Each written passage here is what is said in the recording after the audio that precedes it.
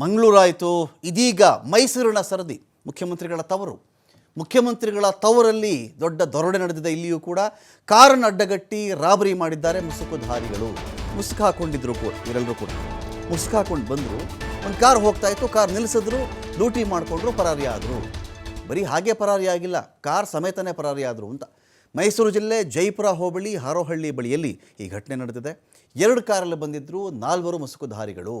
Innova car ಅಡ್ಡಗಟ್ಟಿಬಿಟ್ಟು ಹಣವನ್ನು ಕಸಿದುಕೊಂಡು ಇವರೆಲ್ಲರೂ ಕೂಡ ಪರಾರಿಯಾಗಿದ್ದಾರೆ. ಇಲ್ಲಿ ಹಣದ ಜೊತೆಗೆ ಆ ವ್ಯಕ್ತಿಯ ಕಾರನ್ನು ಕೂಡ ತಗೊಂಡು ಇವರು ಎಸ್ಕೇಪ್ ಆಗಿದ್ದಾರೆ. ಇಲ್ಲಿ ಜೈಪುರ ಪೊಲೀಸರು ತನಿಖೆಯನ್ನು ಮಾಡ್ತಾ ಇದ್ದಾರೆ. ರಾಬರಿಗೊಳಗಾದಂಥ ವ್ಯಕ್ತಿ ಕೇರಳ ಮೂಲದವರು ಅಂತ ಗೊತ್ತಾಗಿದೆ. ಹವಾಲಾ ಹಣ ರಾಬರಿಯಾಗಿರಬಹುದು ಅಂತ ಒಂದು ಶಂಕೆ ಇದೆ. ಯಾವ ಹಣ ನೋಡಿ, ಏನಾಗುತ್ತೆ ಈ ಹವಾಲಾ ಹಣ ಅಂತ ಹೇಳಿದ್ರೆ, ಇದು ಬ್ಯಾಂಕ್ನ ಮೂಲಕ ವರ್ಗಾವಣೆಯಾಗದಂಥ ಹಣ ಇರುತ್ತಲ್ಲ, ಅದೇ ಹವಾಲಾ ಹಣ.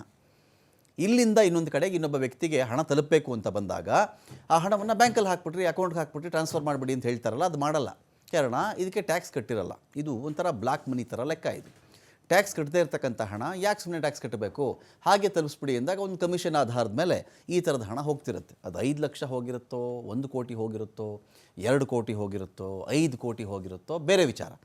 ಈ ಹಣ ತೊಗೊಂಡು ಸಪೋಸ್ ಈಗ ಕೇರಳ ಮೂಲದವರು ಅಂತ ಹೇಳ್ತಾ ಇದ್ದಾರಪ್ಪ, ಕೇರಳ ಮೂಲಕ ಮೈಸೂರಿಗೆ ಅವ್ರು ಎಂಟ್ರಿ ಆಗಿರ್ತಾರೆ. ಇಲ್ಲಿ ಎಂಟ್ರಿ ಆದಾಗ ಯಾರಿಗೋ ಪಕ್ಕಾ ಇನ್ಫಾರ್ಮೇಷನ್ ಇರುತ್ತೆ, ಈ ಥರ ಕೇರಳದಿಂದ ಸೋ ಅಮೌಂಟ್ ಅಂತ, ಇಂತಿಷ್ಟು ಅಮೌಂಟು, ನನಗೀಗ ಇನ್ನೂ ಅಮೌಂಟ್ ಅವ್ರ ಬಗ್ಗೆ ಅವ್ರು ಯಾರು ಹೇಳಿಲ್ಲ, ಇರಲಿ, ಒಂದಷ್ಟು ಕೋಟಿ ಬಂದಿದೆ, ಒಂದಷ್ಟು ಲಕ್ಷ ಬರ್ತಾ ಇದೆ ಅಂತ ಹೇಳಿದಾಗ ಇವರೇನು ಮಾಡ್ತಾರೆ, ಕಾರ್ನ ಫಾಲೋ ಮಾಡಿಬಿಡ್ತಾರೆ. ಈ ಥರ ಸಂದರ್ಭಗಳಲ್ಲಿ 2 ಸಮಸ್ಯೆಗಳು ಎದುರಾಗ್ತವೆ. ಒಂದು, ಈ ಅಮೌಂಟು ಎಷ್ಟಿತ್ತು ಹೇಳು ಅಂತ ಕೇಳಿದ್ರೆ ಅವನು ಹೇಳಲ್ಲ. ಯಾರಾದ್ರ ಮಾಲೀಕ ಇರ್ತಾನಲ್ಲ ಅವನು ಹೇಳಲ್ಲ. ಯಾಕಂದರೆ ಅವನು ಅಕಸ್ಮಾತ್ ಹೇಳ್ದ ಅಂತ ಅಂದ್ಕೊಳ್ಳಿ, ಎಷ್ಟೋ ಒಂದು ಅಮೌಂಟ್ ಹೇಳ್ದ, 5 ಕೋಟಿ 10 ಕೋಟಿ 20 ಕೋಟಿ ಎಷ್ಟೋ ಒಂದು ಅಮೌಂಟ್ ಹೇಳಿದಾಗ IT ನೀನು ಯಾಕಪ್ಪ ಕಟ್ಟಿಲ್ಲ, ಇದಕ್ಕೆ ಇನ್ಕಮ್ ಟ್ಯಾಕ್ಸ್ ಕಟ್ಟಿದೆಯಾ, ಇದಕ್ಕೆ ಇದು ಯಾರ ಹಣ ಅಂತ ಒಂದು ಪ್ರಶ್ನೆ ಬರುತ್ತೆ. ಹವಾಲಾದಲ್ಲಿ ಬೇಕಾದರೆ ಹಣ ಬಿಟ್ಟುಬಿಡ್ತಾರೆ. ಈ ಹಣ ನಂದಲ್ಲ ಅಂತ ಸುಮ್ಮನಾಗ್ಬಿಡ್ತಾರೆ. ಹೊರತು ಯಾವುದೇ ಕಾರಣಕ್ಕೂ ಯಾರು ಕೊಟ್ಟ, ನೀನು ಎಲ್ಲಿ ತೊಗೊಂಡು ಹೋಗ್ತಿದ್ಯಾ, ನೀನು ಯಾರು, ಎಷ್ಟೋ ಸಂದರ್ಭಗಳಲ್ಲಿ ನಾನು ಯಾರು ಹಣ ಸಾಗಿಸ್ತಾ ಇರ್ತೀನಿ ಅಂತ ಹೇಳಿ ಖುದ್ದು ಆ ಹಣ ಸಾಗಿಸ್ತಾ ಇರ್ತಾನಲ್ಲ ಅವನಿಗೂ ಗೊತ್ತಿರಲ್ಲ. ಇದೊಂದು ಚೈನ್ ಲಿಂಕ್ ಇದು.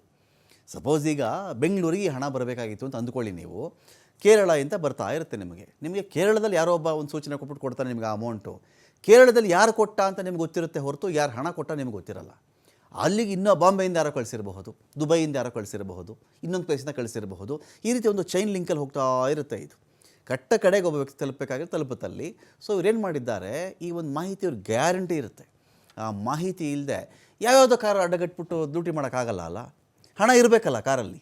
ಸೊ ಅದೇ ರೀತಿಯಲ್ಲಿ ಈ ಹಣನೂ ಲೂಟಿ ಮಾಡಿಕೊಂಡ್ರು, ಕಾರು ಲೂಟಿ ಮಾಡಿಕೊಂಡ್ರು, ಎಸ್ಕೇಪ್ ಆಗಿದ್ದಾರೆ.